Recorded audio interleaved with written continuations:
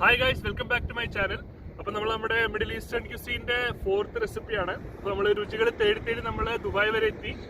അപ്പോൾ ഇന്ന് നമ്മൾ കാണാൻ പോകുന്നത് ഒരു അറബിക് മന്തിയാണ്, ചിക്കൻ മന്തിയാണ്. അപ്പോൾ അതെങ്ങനെ അതിൻ്റെ ഒറിജിനൽ ടേസ്റ്റിൽ ഉണ്ടാക്കാൻ നമുക്ക് നോക്കാം. അപ്പോൾ വീഡിയോയിലേക്ക് പോകാം.